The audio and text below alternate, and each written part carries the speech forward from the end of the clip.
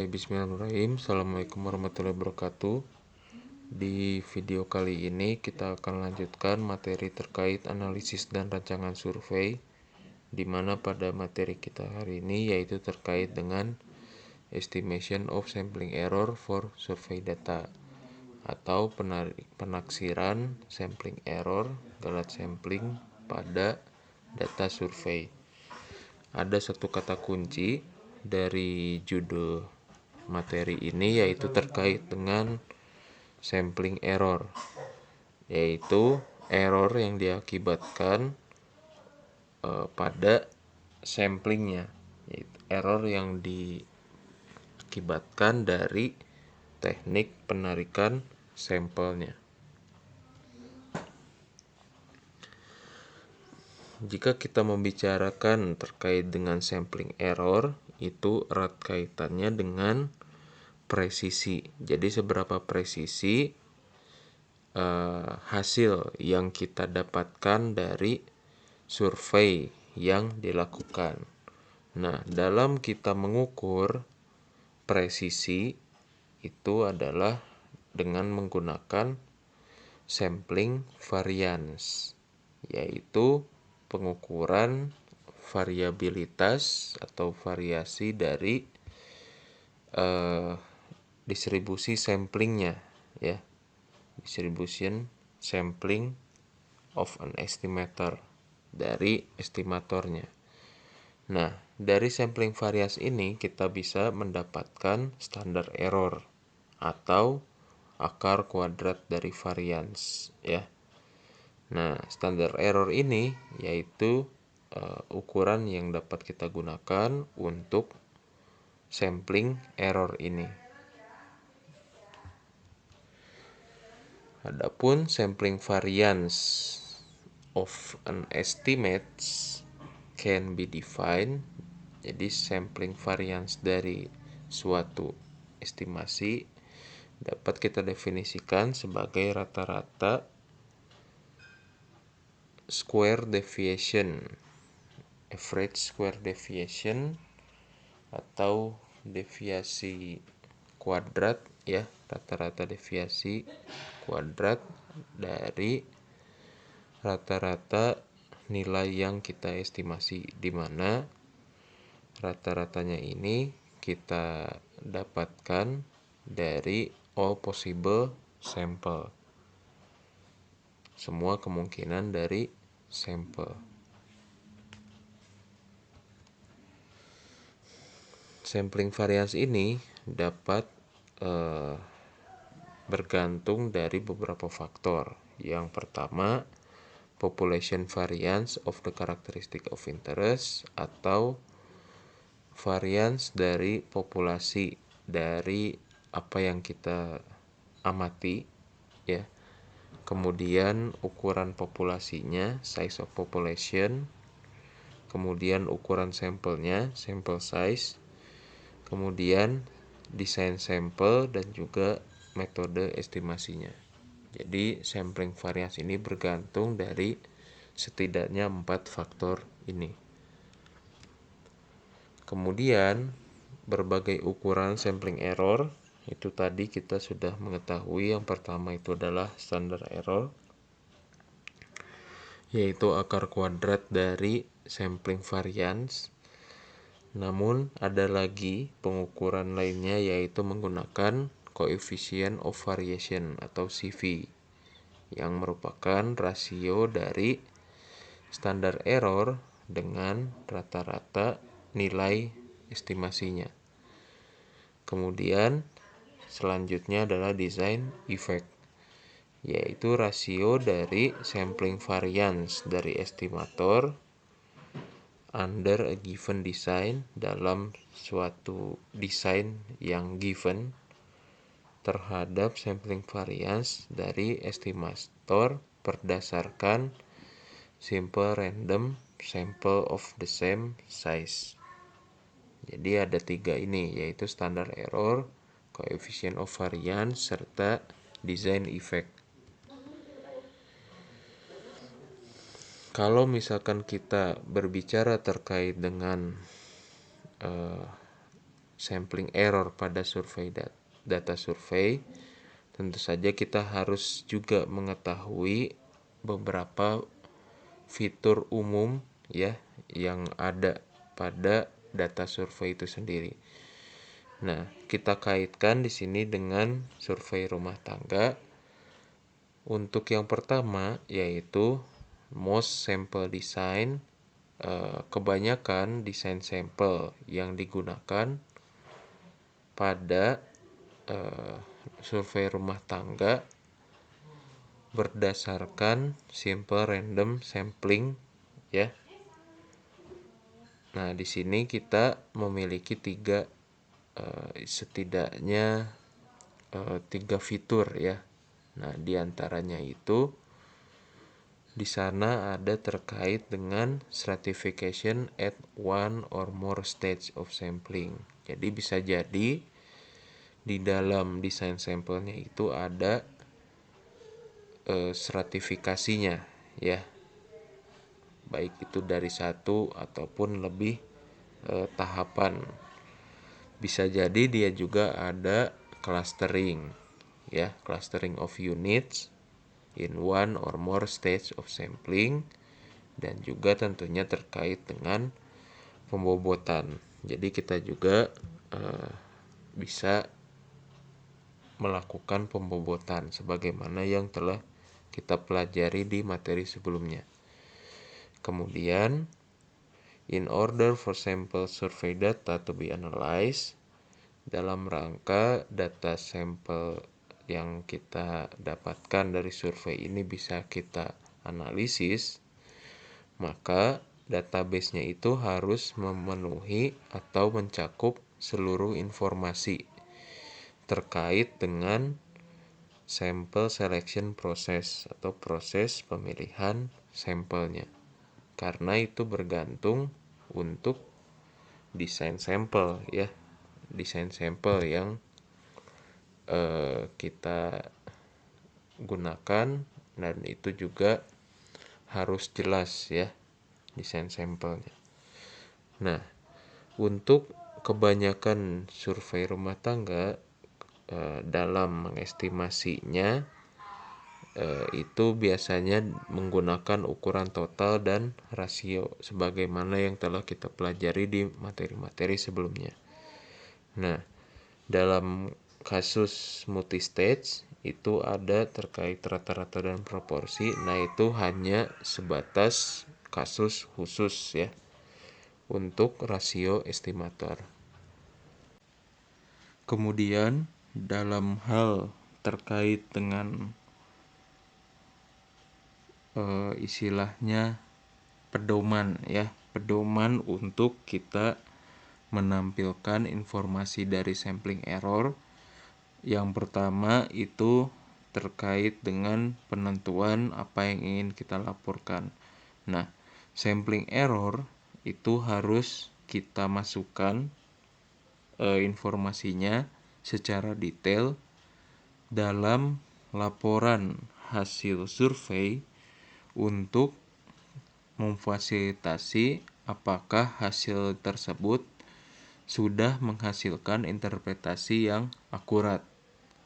Jadi, yang pertama dalam hal kita melaporkan hasil survei, sampling error ini berguna terkait interpretasi ya. Dan bisa juga untuk memenuhi kebutuhan dari berbagai pihak. Mulai dari pengguna pengguna data umum yang membutuhkan mungkin dari kebutuhan yang diinginkan, atau bisa juga lebih jauh untuk penentuan kebijakan, dan bisa jadi terkait dengan analisis substantifnya untuk kebutuhan analisis substantif, analisis lebih lanjut ya, hingga ahli statistik sampling untuk melihat desainnya, seberapa efisien desainnya dan dibandingkan dengan alternatif lainnya. Jadi ada beberapa kebutuhan untuk sampling error. Oleh karena itu, sampling error ini sebisa mungkin harus dimasukkan informasinya. Nah, bagaimana kita melaporkan hasil informasi terkait dengan sampling errornya? Nah, ada 3 bentuk untuk kita menampilkan sampling error. Yang pertama adalah dari nilai absolut standar error, atau bisa juga yang kedua terkait dengan relatif standar error atau akar kuadrat dari relatif variansnya, dan yang ketiga bisa juga menggunakan confidence interval. Nah, dari ketiga pilihan ini bisa kita ambil berdasarkan sifat dari estimasinya. Jadi kita lihat kalau misalkan estimasinya itu dia lebih condongnya itu kita dapat menampilkan yang mana dari 3 ini. Kemudian aturan dalam kita melaporkan standar error, rule of thumb-nya itu kita ilustrasikan. Misalkan di sini jika poin estimate-nya itu kita peroleh 73.456, standar errornya 2.345. Nah, misalkan di sini digit yang kita tentukan itu harus sesuai ya. Nah, misalkan dari 73.456 kita ingin ambil 73.500. Di sini kita istilahnya kita naikkan ya ininya digitnya, karena di sini untuk pembulatan ya, meskipun ini bukan koma sih. Nah, jadi kalau misalkan kita ambil digitnya itu 73.500, artinya dalam ratusan ini kita ambil pembulatan, maka standar error juga kita harus berlakukan ratusannya ini. Misalkan karena ini di bawah 5 menjadi ke bawah ya pembulatan, jadi 2.300. Nah, lebih jauhnya, lebih jelasnya kalau misalkan desimal kita ambil 3 angka di belakang koma, maka standar errornya juga kita ambil 3 angka di belakang koma. Jadi harus istilahnya sesuai ya digit dan juga pembulatannya.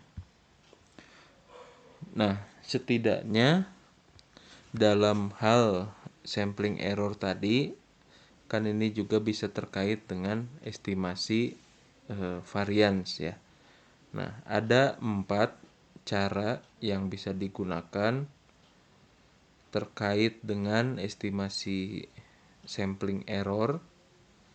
Yang pertama adalah exact method, yang kedua ada ultimate cluster method, yang ketiga adalah linearization approximation, dan yang keempat adalah replication technique.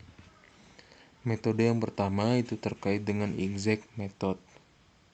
Nah, metode ini mencakup terkait dengan pendekatan terbaik untuk estimasi varians ketika applicable, dapat diterapkan.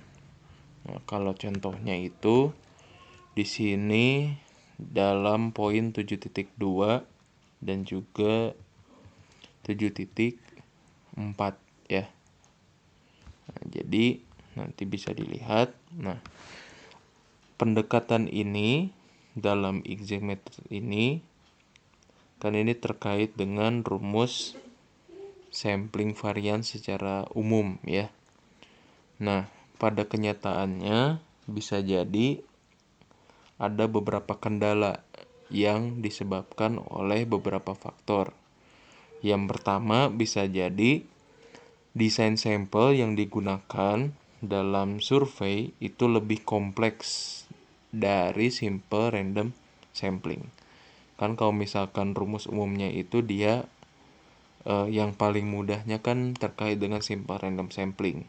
Nah, kadangkala desain sampelnya itu lebih kompleks, bukan simple random sampling, tapi lainnya. Sehingga bisa menjadi pertimbangan. Nah, faktor yang kedua, estimasi dari apa yang kita amati bisa jadi tidak dalam bentuk linier, fungsi linier. Sehingga kita tidak dapat mengekspresikan sampling varians itu dalam bentuk closed form. Sebagaimana sample mean under simple random sampling, jadi rata-rata sampel dalam simple random sampling atau stratified, karena dia bisa jadi tidak dalam bentuk yang memenuhi yang tidak dapat digunakan dalam konteks tersebut.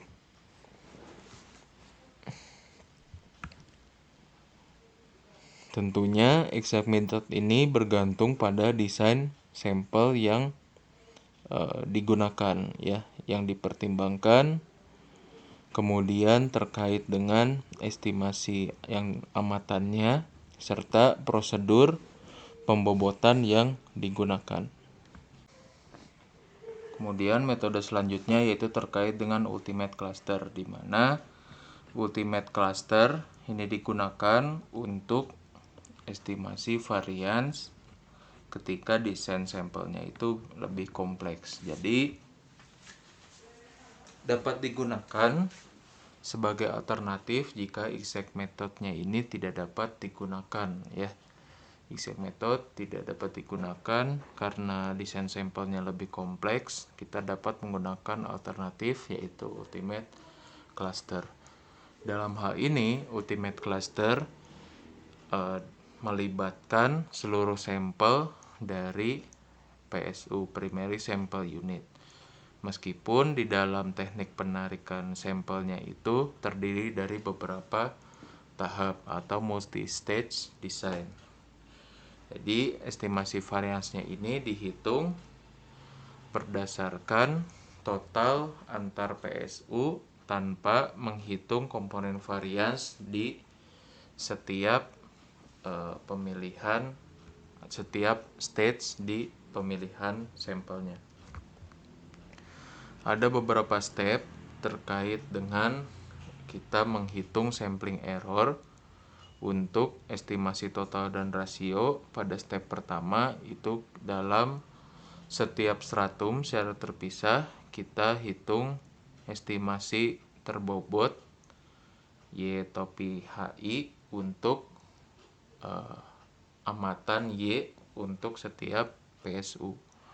Pada step kedua kita menghitung nilai kuadrat yang kita peroleh dari setiap estimate PSU dari step pertama. Kemudian pada step ketiga kita hitung jumlah dari nilai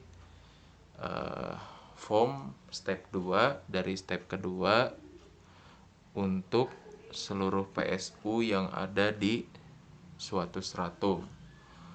Step keempat kita hitung jumlah estimate PSU total, ya. Jadi kita jumlah dari step 1 untuk seluruh PSU. Kemudian kita hitung, kita kuadratkan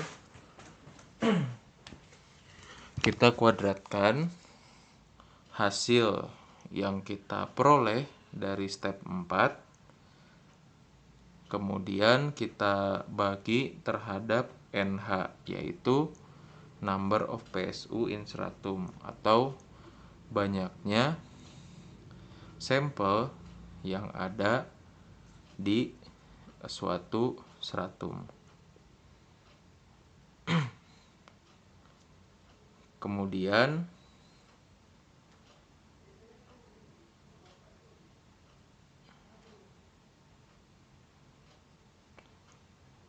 kita akan subtract, ya, kita ambil hasil dari step 5 form step 3. kita kurangi, ya, subtract. kita kurangi hasil dari step 5 form that step 3 dan kita kalikan selisih ini, kita kalikan dengan NH dibagi NH-1. Nah, ini kalau misalkan hasil dari step 5 dikurang step 3, kemudian dikalikan dengan NH dibagi NH-1, ini akan menghasilkan estimasi varians pada setiap stratum, ya. Estimasi varians untuk setiap stratum level. Nah, kita jumlahkan hasil dari step ke-6 ini untuk seluruh stratanya untuk mendapatkan overall estimate variance. Nah, jadi untuk mendapatkan estimate variance-nya kita harus menjumlahkan seluruh seluruh estimate variance di setiap stratanya, seluruh strata ya, dari seluruh strata. Kemudian karena sampling error itu terkait dengan standar error, maka kita akar kuadratkan si estimate variance overall ini. Nah, kalau misalkan kita ingin mengestimasi sampling error untuk rasio, maka ada step lanjutan, yaitu kita menghitung relative variance of numerator atau YTOP dengan membagi hasil dari step 7 dengan kuadrat dari estimate of the numeratornya. Kemudian step 10 lakukan perulangan di step 9 untuk mendapatkan relative variance dari denominator atau X topi di sini. Kemudian step 11-nya kita lihat selisih hasil dari step 10 dengan step 9. Kemudian step 12 kita kalikan hasil dari step 11 dengan square of the estimate ratio atau kuadrat dari estimasi rasionya. Maka di step 12 ini kita mendapatkan estimasi variance dari R ya, rasionya. Kemudian step 13, karena ini masih estimasi variance, kita akan hitung akar kuadrat dari step 12 untuk mendapatkan sampling error. Estimasi sampling error untuk X topi. Kemudian pada metode ketiga ada yang dinamakan linearization approximation. Dalam hal ini, untuk pendekatan yang ketiga ini kita dapat mengestimasi ketika konteksnya itu tidak linear ya, such non-linear estimate. Nah, jadi ketika kondisinya tidak linear, kita linearisasikan menggunakan Deret-Taylor ya, pendekatan Deret-Taylor. Nah, jadi di sini dalam hal linearization approximation ini melibatkan estimasinya itu dalam bentuk pendekatan Deret-Taylor, dan diaproksimasi variance-nya itu dengan first order-nya ya, first order or linear part of the expansion, first order dari si Taylor ini menggunakan exact method yang didiskusikan sebelumnya. Kemudian teknik selanjutnya yaitu terkait dengan teknik replikasi.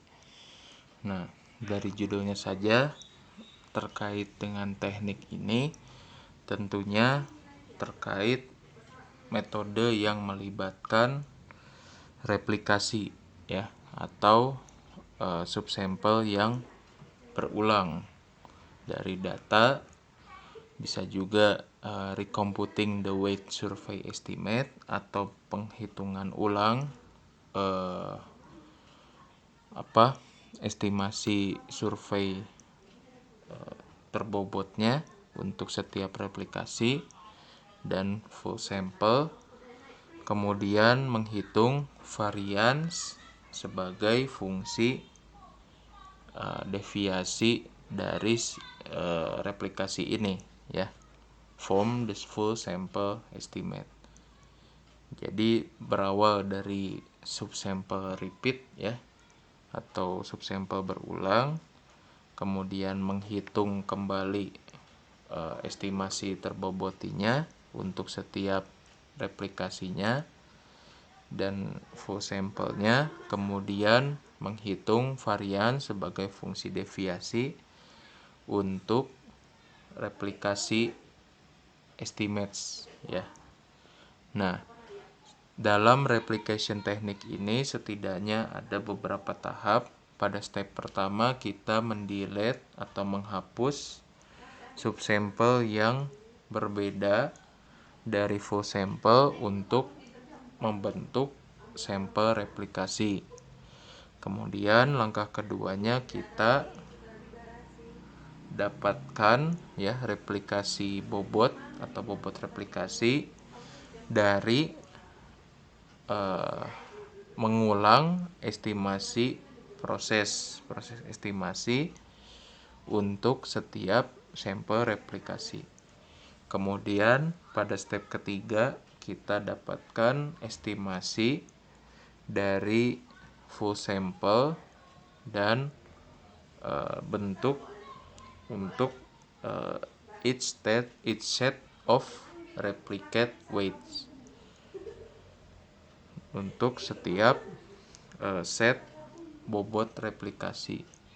Kemudian step keempatnya kita hitung variance estimate as of the square deviation of the replicate estimate from the full sample estimate.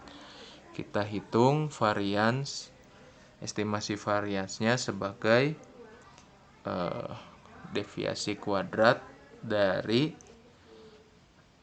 estimasi replikasi untuk full sample estimate.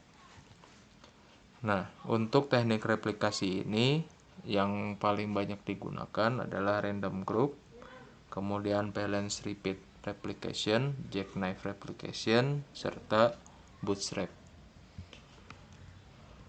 Oke, selebihnya untuk gambaran terkait contoh, ya, kemudian rumus-rumus ini bisa dibaca di modul, nanti bisa dipelajari terkait dengan metode estimasi variance. Karena balik lagi tadi kita berangkat dari variance karena untuk mendapatkan standar error kita harus punya informasi terkait variance. Yang tadi terkait dengan sampling error khusus untuk yang dari standar error, ya. Nah,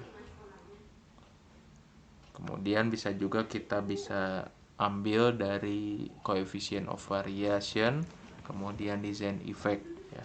Ini ukuran-ukuran untuk sampling error.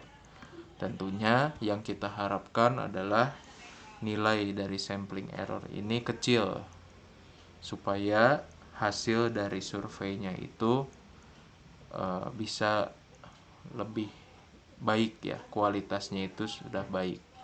Yang kualitasnya baik itu adalah yang sampling errornya itu kecil. Oke, itu saja barangkali terkait dengan materi penaksiran galat sampling pada data survei. Mohon maaf apabila ada hal yang mungkin kurang berkenan. Semoga bermanfaat. Billahi taufiq wal hidayah. Wassalamualaikum warahmatullahi wabarakatuh.